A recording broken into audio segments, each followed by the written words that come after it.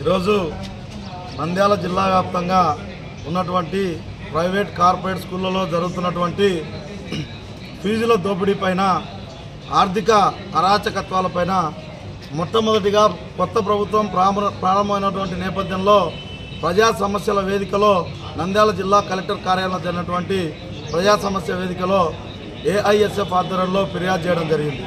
అయితే గత సంవత్సరంతో పోల్చుకుంటే ఈ సంవత్సరం ప్రైవేట్ కార్పొరేట్ పాఠశాలలు దాదాపుగా జనవరి నుంచే పూర్తిగా అడ్మిషన్లను అక్రమంగా ముందస్తుగా నిర్వహించారు.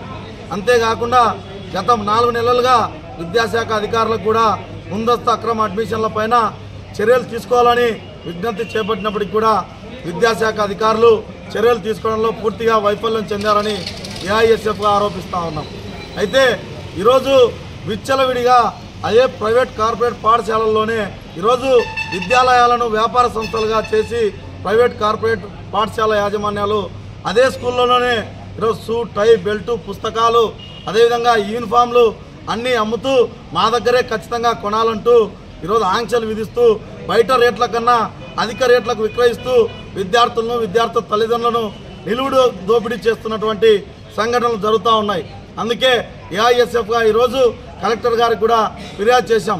తక్షణమే స్పందించి ప్రైవేట్ కార్పొరేట్ పాఠశాల ఫీజుల దోపిడీ పైన చర్యలు తీసుకోవాలని విజ్ఞప్తి చేయగా స్పందించినటువంటి కలెక్టర్ గారు డిఓ గారికి తక్షణమే విజిట్ చేసి అటువంటి పాఠశాలను సీజ్ చేయాలని చెప్పి కూడా చెప్పడం జరిగింది.